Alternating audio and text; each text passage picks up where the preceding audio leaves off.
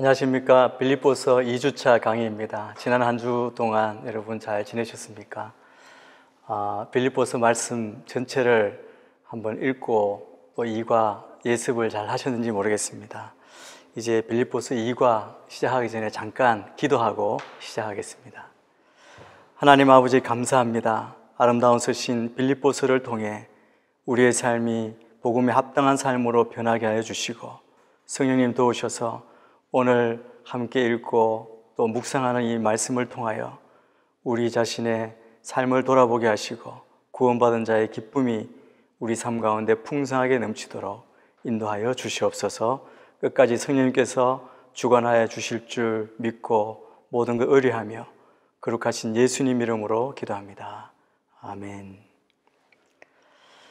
오늘은 2과 이제 1장 1절부터 말씀 함께 살펴보겠습니다. 빌립보서는 참 아름다운 서신입니다.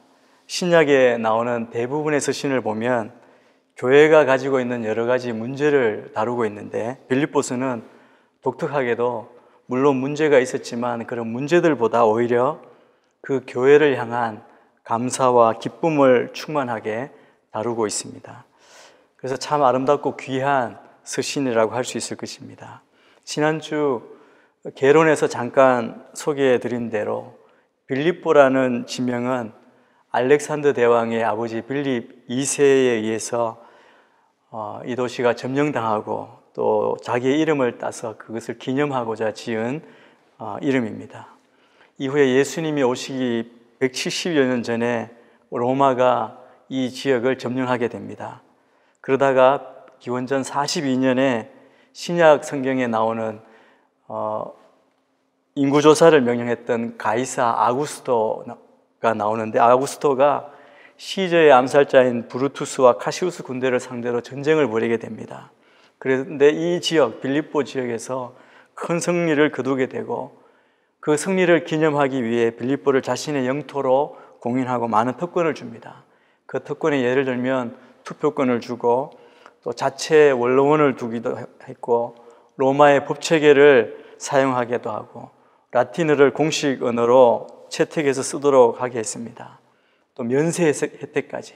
그리고 로마 군대가 그곳에 주둔해서 그곳을 지켜 보호하도록 그렇게 했습니다. 그래서 빌립보 사람들은 로마에 대한 충성심이 아주 강했고 로마 시민이라는 자부심을 가졌던 것입니다. 이 빌립보에 바울이 들어가서 교회를 개척하죠. 그것이 사도행전 16장에 자세히 나와 있습니다. 바울은 원래 아시아 지역에 복음을 전하고자 했습니다. 그러나 하나님께서 이를 성령으로 막으시고 그러다 어느 날 밤 바울이 꿈을 꾸면서 마게도냐 사람의 환상을 보게 되죠. 그리고 마게도냐로 건너가 유럽 선교를 시작합니다. 그 첫 번째 도성이 바로 빌립보입니다. 우리는 흔히 말씀에 잘 순종하면 하나님께서 도와주셔서 일이 잘 되고 형통하게 될 것이라고 생각하지만 꼭 그런 것은 아닙니다. 우리가 살면서 하나님의 뜻을 잘 받들어 섬기는데도 고난이 있을 수 있습니다. 그런데 그 고난은 원인이 없이 일어나는 것이 아니라 측량할 수 없는 하나님의 계획하에 일어나게 되는 줄 믿습니다. 바울이 빌립보에서 겪은 일도 그렇죠. 귀신 들린 점치는 여종 한 명이 그 바울 일행을 알아보고 이 사람은 지극히 높으신 하나님의 종이다, 구원의 길을 너에게 전하는 자다 이렇게 이야기하는데 사실 귀신 들린 여인이 그렇게 하니까 복음 전하는데 오히려 방해가 되었고 그 여인의 귀신을 쫓아내었습니다. 그러니까 그 여인이 귀신 들려서 점치는 것으로 수입을 얻고 살던 주인이 화가 나서 이제 고소하게 되고 바울 일행이 감옥에 갇히게 되죠. 감옥에 갇히지 않았다면 또 하나님의 기적을 바울이 경험할 수 없었을 것입니다. 그곳에서 귀한 간수를 또 만나게 되죠. 간수의 이야기는 성경에 기록된 복된 회심 사건 중에 하나입니다. 바울을 통해 주님을 만나고 인격적인 변화로 거듭나게 됩니다.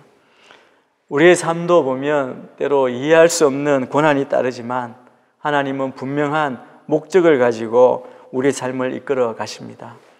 이 빌립보 교회는 그 이후에 계속해서 사도 바울을 참 잘 섬겼던 교회입니다. 바울이 빌립보서를 쓸 때에는 빌립보 교회를 개척한 지 10년에서 한 12년 정도 지났을 때라고 그렇게 추정합니다. 그동안 계속 이 빌립보 교회는 바울과 동력하면서 바울의 사역을 격려하고 헌금도 하고 교제하면서 바울이 힘을 다해 복음 사역을 감당할 수 있도록 그렇게 도왔습니다. 바울이 이 빌립보 교회의 이 귀한 서신을 쓸 때에는 지난주에 말씀드린 대로 감옥에 있었습니다. 로마 감옥에서 이제 앞으로 죽을지 살지 모르는 상태에서 이 서신을 썼는데 에베소서 또 빌레몬서 그리고 골로새서가 다 옥중 서신으로 불리고 있습니다. 본문의 내용을 다루기 전에 꼭 짚고 넘어가야 할 것이 있습니다. 많은 사람들이 자신의 환경이 더 좋았다면 지금보다 훌륭한 사람이 되었을 거라고 생각합니다. 그러나 성도들의 생각은 그것과 달라야 합니다. 오늘 빌립보서 또 본문에서 우리가 볼 수 있는 것은 바울은 감옥 안에서 가장 아름다운 서신, 기쁨이 충만한 서신을 썼습니다. 이 기쁨이라고 하는 단어는 빌립보서를 지배하는 중요한 단어 중 하나입니다. 빌립보서에 가장 많이 나오는 단어가 바로 이 기쁨이기 때문입니다. 바울은 감옥이라는 가장 불편하고 어려운 환경 속에서 가장 아름답고 기쁨에 충만한 서신을 쓴 것입니다. 사람들은 흔히 생각하기를 가장 좋은 환경에서 가장 최선의 것이 나올 것 같지만 성도들의 생각은 그것과 달라야 합니다. 다른 것을 볼 수 있어야 됩니다. 시련이 있고 때로 고통이 있을 때 성도는 놀랍게도 그 시련과 고통, 아픔 중에 정금같이 나옵니다. 가장 아름다운 글을 쓰고 오랫동안 사람들에게 사랑받는 고백을 쏟아놓을 수 있습니다. 왜 그렇습니까? 우리 성도는 우리의 마음의 중심이 다르기 때문입니다. 예수를 믿는 순간 우리에게 일어나는 중요한 일 가운데 하나는 우리 내면의 진실한 변화입니다. 성경은 그것을 마음이라고 그렇게 부르는데 마음은 속에 있는 무엇을 가리키는 것이 아니라 인격과 우리 됨됨이의 중심입니다. 이 마음이 예수 믿는 순간 우리를 변화시킵니다. 우리 변화를 경험하게 합니다. 그렇기 때문에 성도는 밖으로부터 오는 환경의 어려움을 만나도 원망하거나 좌절하지 않습니다. 우리는 내면이 변화된 사람이기 때문에 환경이 열악하고 어려울 때도 다른 사람과 달리 다른 것을 읽어내고 누리게 되는 것입니다. 내면만 바뀌는 것이 아닙니다. 하나님께서 그 변화된 내면을 따라 살 수 있도록 말씀을 우리 안에 주십니다. 변화된 마음과 허락하시는 말씀이 있고 또 무엇보다 우리에게는 성령님이 계십니다. 모든 진실한 성도 안에는 성령님이 계시는 줄 믿습니다. 이러한 내면의 변화, 진리의 말씀, 성령님 때문에 우리는 가장 열악하고 어려운 환경에도 최고로 아름다운 믿음의 고백을 만들어내는 것, 그것이 바로 성도이고 성도의 삶입니다. 그래서 우리의 환경, 또 우리가 환경이 영향을 일정한 정도로 우리가 늘 받죠. 환경에 우리가 자유로울 수는 없습니다. 그러나 환경이 우리를 지배하거나 우리를 어떻게 할 수 없음을 선포하고 나아가야 할 줄 믿습니다. 이 세상을 거스르고 우리는 세상과의 차이를 드러내는 삶을 사는 것이죠. 성도는 남들이 보지 못하는 것을 보고 남들이 소유하지 못한 것 소유하고 남들이 알지 못하는 것을 알고 그리고 그것을 가지고 세상을 살기 때문에 믿음으로 말미암아 감옥에 있을지라도 가장 아름다운 서신을 쓸 수 있는 힘이 있는 것입니다. 감옥에 있든지 때로 실패가 있든지 아픔이 있든지 눈물이 있든지 우리 인생을 아름답고 복되게 만드는 믿음의 비밀이 우리 안에 역사하고 작동해야 합니다. 이제 빌립보서를 시작하시면서 바울의 삶 가운데 아름다운 이 서신이 그냥 읽고 바울의 이야기로 또 빌립보 성도들의 이야기로 그치는 것이 아니라 여러분의 삶을 변화시키고 여러분 삶 가운데 꺼진 믿음의 불꽃이 일어나고 소망이 일어나는 그런 놀라운 은혜가 있게 되기를 축복합니다. 이제 2과 감사와 기도로 시작하는 편지입니다.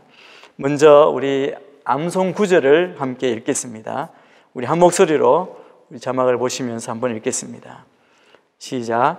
내가 기도하노라. 너희 사랑을 지식과 모든 총명으로 점점 더 풍성하게 하사 너희로 지극히 선한 것을 분별하며 또 진실하여 허물 없이 그리스도의 날까지 이르고 예수 그리스도로 말미암아 의의 열매가 가득하여 하나님의 영광과 찬송이 되기를 원하노라. 이 암송 말씀은 빌립보 교회를 위해 바울이 중보기도한 내용입니다. 이 내용을 여러분 꼭 외우시고 또 마지막에 나오는 이 바울이 기도한 그 내용들을 한번 살펴보게 되겠습니다. 꼭 한번 읽어보시길 바랍니다. 이제 오늘 살펴볼 학습 개요입니다. 1절, 2절 말씀 먼저 하고 그 다음에 3절에서 11절까지 그 내용을 가지고 우리가 함께 나누겠습니다. 빌립보서 1장 1절, 2절 말씀입니다. 제가 읽겠습니다.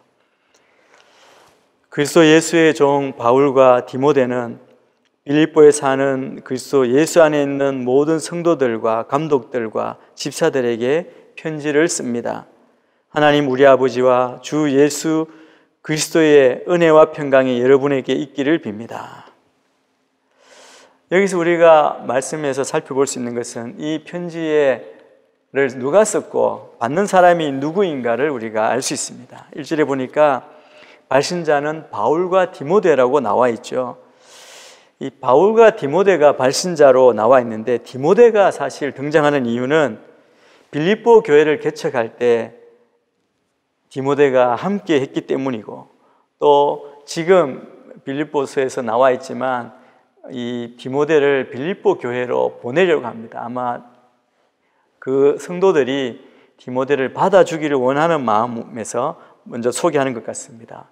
이 두 사람이 같이 쓴 것이 아니고 뒤에 보면 바울이 1인칭으로 이야기하고 디모데를 보내는 이야기를 하는 것을 봐서 이 빌립보서에 를 기록한 사람은 바울 사도입니다. 수신자는 오늘 뒤에 나와 있는 것처럼 빌립보에 사는 모든 성도 그리고 감독 및 집사들이라고 소개하고 있습니다. 그런데 바울과 디모데가 편지를 보내면서 자신을 소개하는 말이 있습니다. 1절에 보면 그리스도 예수의 종이라고 그렇게 말하고 있습니다. 종이라는 말은 여러분이 많이 들어본 말인데 둘로스라 그러죠. 종, 헬라어로 둘로스입니다. 이 노예라는 의미를 가지고 있습니다.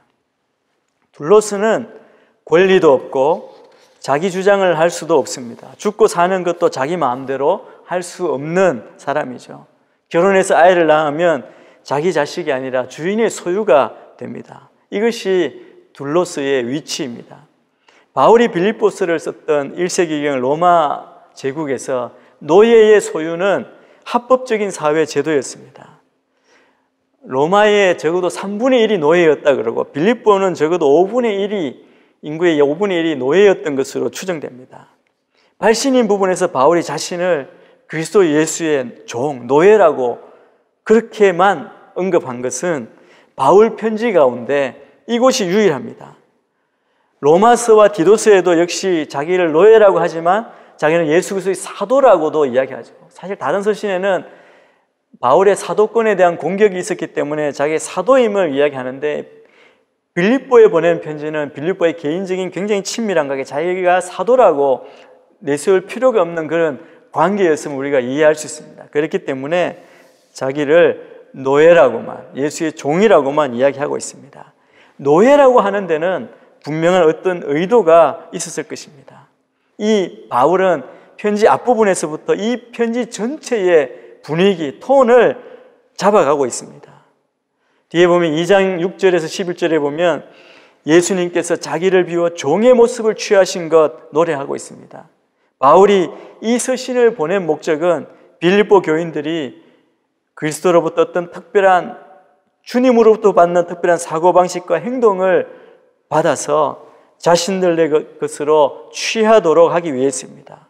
그리스도 예수의 노예라는 것은 단순히 그리스도께 속했다는 것을 표현하는 것이 아니라 그리스도께서 보이신 사고방식과 삶의 패턴을 따라가는 사람이라는 겁니다. 우리도 다 그렇죠. 그래서 이것을 통해서 우리가 또 공동체가 어떤 모습을 보여야 마땅한지를 교훈하고 있습니다.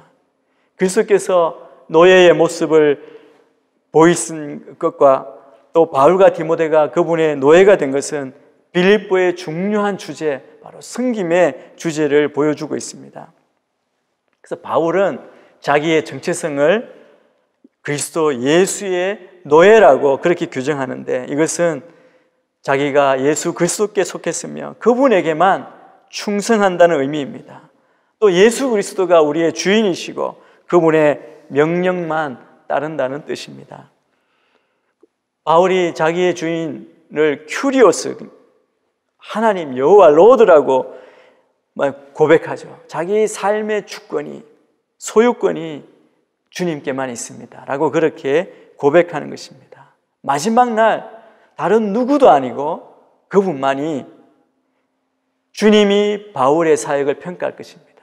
바울만 그런 게 아니죠. 우리도 다 동일합니다.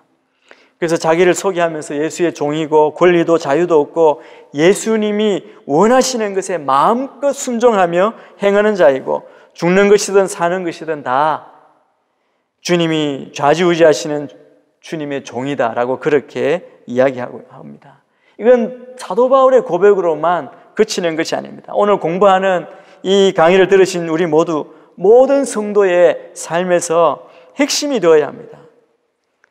이 종은 흔히 생각하기에 아무 자유롭지 못하고 억눌림이 많고 그리고 억지로 할 것 같은 종살이가 아닙니다. 그리스도의 종이 된다고 할 때 이 종됨은 사랑하기 때문에, 그 사랑을 받은 자로 사랑하기 때문에 자원하고 선택하는 종됨을 말하는 겁니다. 우리는 한 인격을 사랑할 때 세상이 사랑하는 것처럼 소유하거나 지배하는 사랑이 아닙니다. 종됨으로 사랑하는 하나님의 백성이 되어야 할 것입니다. 그래서 바울이 그리스도 예수의 종, 노예라고 하는 것에는 신앙의 아주 중요한 묘미가 있습니다. 신앙의 엑기스가 다 들어있습니다. 이 고백은 우리의 주인, 교회의 주인은 오직 주님이십니다. 모든 성도가 하나같이 머리이고 참주이신 그리스도께 복종해야 합니다. 성령님의 도우심을 받아 지각을 가지고 말씀을 열어주시는 그 은혜를 따라 주님께 순종하며 주님을 중심으로 함께 움직여야 함을 우리에게 가르쳐 주시는 겁니다. 그래서 여러분, 우리가 어떤 모습이든 힘을 다해 서로 종노릇함으로 주님이 그 본을 보여주신 것처럼 상대를 부요하게 하고 가치 있게 하고 존귀하게 해야 할 것입니다. 그리고 수신자에 대해서 아까 말씀드렸는데 여기 보면 성도들, 감독들, 집사들 이렇게 나옵니다. 여기 성도들이라고 빌립보 교인들을 그렇게 호칭합니다. 이것은 하기오이스라고 되어 있는데 이 원어는 하기오스입니다. 이것은 거룩한 사람들이라는 뜻입니다. 이 성도의 의미는 특별한 목적을 위해 구별된 사람입니다.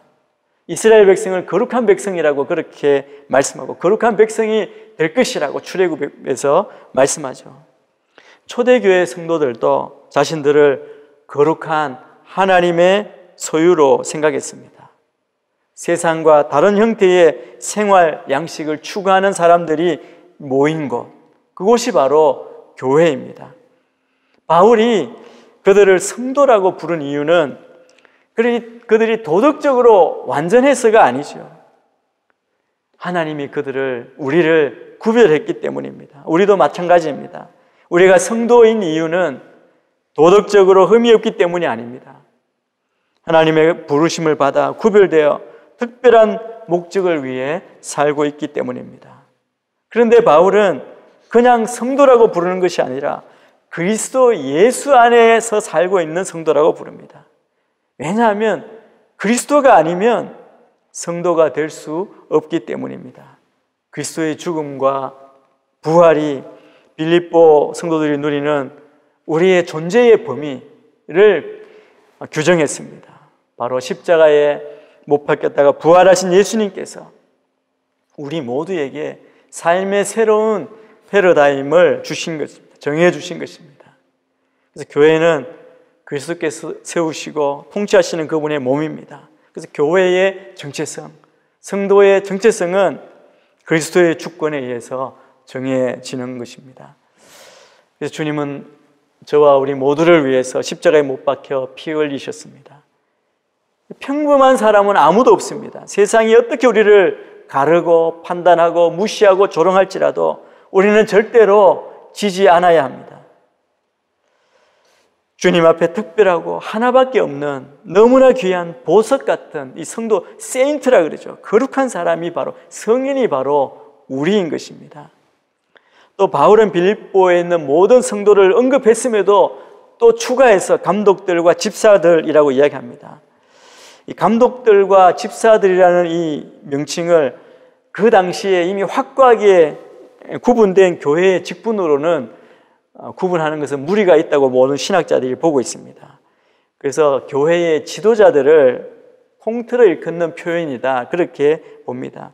오늘날로 말하면 목사, 장로, 권사, 집사를 포함하는 교회의 모든 지도자를 가리킵니다. 감독들이라면 요즘 장로들과 같은 그런 직분이라고 할 수도 있겠습니다.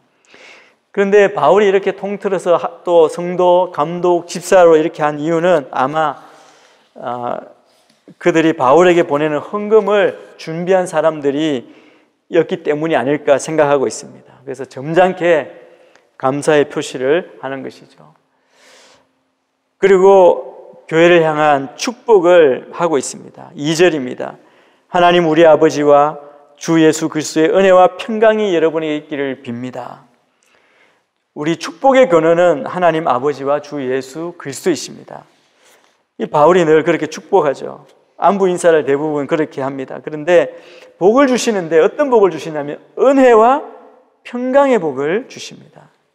세상이 원하는 것과 다르죠. 세상이 원하는 것은 운이 좋아서 줄 잘 서서 내가 필요한 것 그거 받는 것을 복이라고 생각합니다.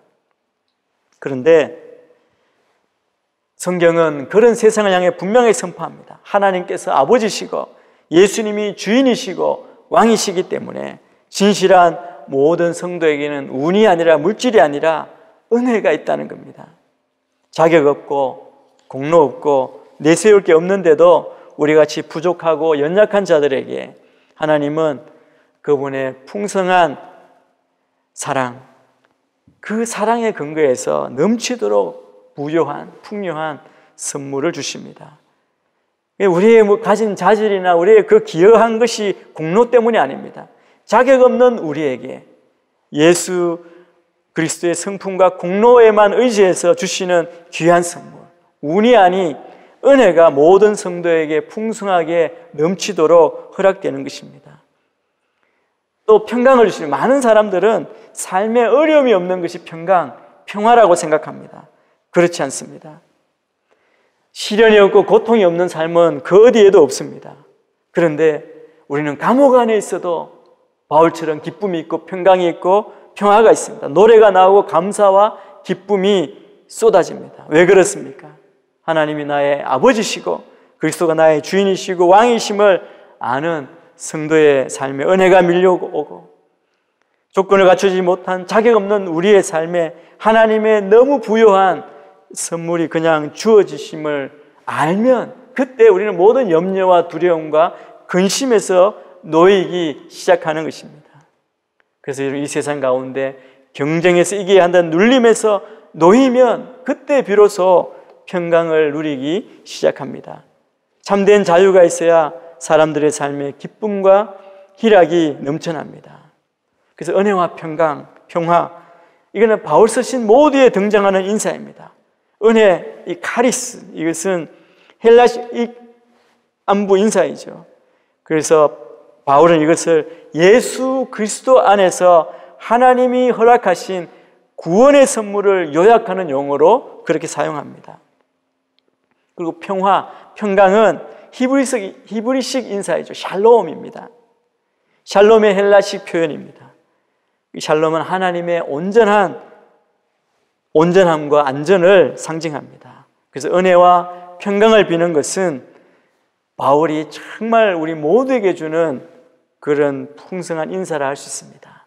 우리 모든 성도들 가운데 이런 은혜와 평강이 넘치시게 되기를 바랍니다.